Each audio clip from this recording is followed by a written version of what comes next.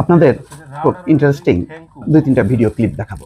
এই ক্লিপগুলি দেখে বুঝতে পারবেন বাংলাদেশের সাথে ভারতের বাস্তবতা যে ঠিক একই রকম, তার একটি নমুনা আপনারা খুঁজে পাবেন। দেখেন,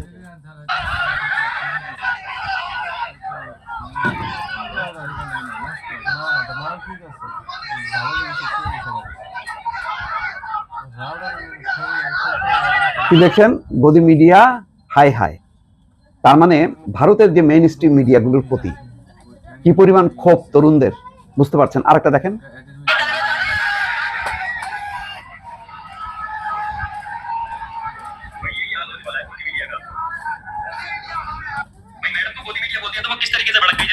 দেখলেন? আরেকটা দেখাই, একই অবস্থা।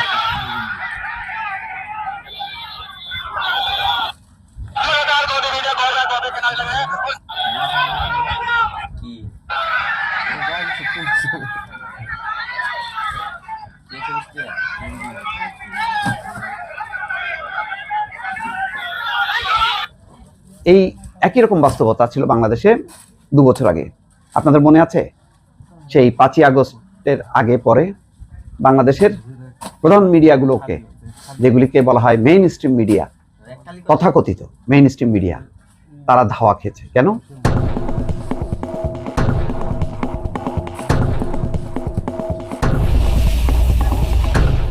ভারতের 900 মিডিয়া আর বাংলাদেশে প্রায় 40 থেকে 50টা। কিন্তু ওই ভারতেও যা অবস্থা আর বাংলাদেশের অবস্থা 2 বছর আগে ঠিক একই রকম ছিল। সেটা কি? নরেন্দ্র মোদী যেমন ভারতে একটা স্বৈরতন্ত্র প্রতিষ্ঠা করছে, ঠিক তেমনি শেখ হাসিনার নেতৃত্বেও তেমন একটা স্বৈরতন্ত্র প্রতিষ্ঠা হয়েছিল। দুই দেশের দুই স্বৈরাচার, ওইদিকে নরেন্দ্র মোদী আর এদিকে হাসিনা। তো এই স্বৈরাচার কিভাবে প্রতিষ্ঠা হয়? স্বৈরাচারের প্রতিষ্ঠার ক্ষেত্রে তখন মিডিয়া, সুশীল সমাজ, সমস্ত ইনস্টিটিউশনগুলো, পুলিশ, প্রশাসন সব একাট্টা হয়ে যায়। বাংলাদেশে ঠিক নিশ্চয়ই 2 বছর আগে আপনারা ওই দৃশ্য দেখছেন যে মেইন স্ট্রিম বলে খ্যাত সেই বড় বড় চ্যানেল, সেগুলি কিন্তু ধাওয়া খেয়েছে এবং 5ই আগস্টের পর সেগুলো আগুন দেওয়া হয়েছে, ভাঙচুর করা হয়েছে। ইন্ডিয়াতে এখন ঠিক তাই চলছে।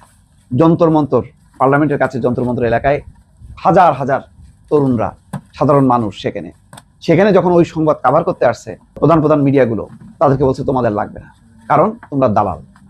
বাংলাদেশেও দেখেন মেইন স্ট্রিম মিডিয়াগুলো, তথাকথিত মেইন স্ট্রিম মিডিয়াগুলো যেভাবে দালালি করছে। দিনের ভোট রাতে হয়েছে, বলে যে কই ভোট তো ভোটের মতন হয়েছে, পরে বলছে কই কোনো মিডিয়া তো দেখাতে পারে নাই। এই যে জালিয়াতি, বা সরকার যখনই সংকটে পড়ছে তখনই মিডিয়াগুলো আস্তে করে যে সরকারের পাশে যে দালালি করছে, কি মালিক কি সাংবাদিক। এখন ইন্ডিয়ার অবস্থা তাই। আস্তে আস্তে গণমাধ্যমগুলো সেগুলি ভাঙতে ভাঙতে এখন ওদের সেই ক্ষমতাসীনদের হাতের মধ্যে চলে আসছে। এখন ওখানকার মিডিয়াও স্বাধীন না। ঠিক বাংলাদেশের যে অবস্থাটা ছিল, এখন ইন্ডিয়াতে সেই অবস্থা। এখন ইন্ডিয়ার মিডিয়াগুলো ধাওয়া খাচ্ছে। দেখেন, ছাত্র জনতা ধাওয়া করছে, অথচ ওই মিডিয়ার আগে মানুষ বা তরুণরা, সেখানকার তরুণরা টেলিভিশন দেখতো, সেখানকার টেলিভিশনে যারা অ্যাঙ্কর, তারা ছিল স্টার, তাদের পাশে দাঁড়ায় তারা সেলফি তুলতো। এখন আস্তে আস্তে গণবিরোধী, কারণ তাদের হলো বেকারত্ব, তাদের এই যে প্রশ্নপত্র ফাঁস, তারপরে মানে হাজারো যে অর্থনৈতিক সংকট, বেকারত্ব, সেই বিষয়গুলো তারা অ্যাড্রেস করেনি। অর্থাৎ সরকারের পক্ষে থেকে তারা বলার চেষ্টা করছে দেশে উন্নয়ন হচ্ছে, দেশে চাকরি বাকরির সংকট নেই, কোনো সংকট নেই। সুতরাং এই প্রচারণা চালাতে চালাতে এখন সেগুলো ইতিমধ্যে তরুণদের কাছ থেকে, মানুষের কাছ থেকে বিচ্ছিন্ন হয়ে গেছে। এখন তরুণরা, মানুষরা ওই দেশে বিশ্বাস করে সোশ্যাল মিডিয়া, অর্থাৎ ফেসবুক, ইউটিউবে যে খবরাখবরগুলো আসে তার উপর তাদের নির্ভরশীলতা। তারা মনে করে এগুলো সত্য খবর প্রকাশ করে, কারণ এগুলোতে কোনো সেন্সর নেই, এগুলোর উপর কোনো নিয়ন্ত্রণ নেই।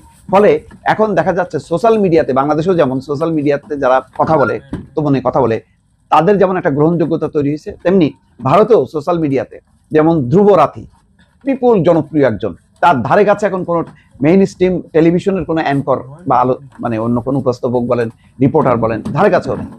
তেমনি অসংখ্য এখন সোশ্যাল মিডিয়ার উপরে বিভিন্ন, এমনকি সেখানকার মডেল, তারকারা বা অন্যান্য বিভিন্ন শিক্ষিত তরুণরা, তারা সোশ্যাল মিডিয়াতে যে বক্তব্য দিচ্ছে, তারা মনে করছে যে এগুলি তাদের কথা।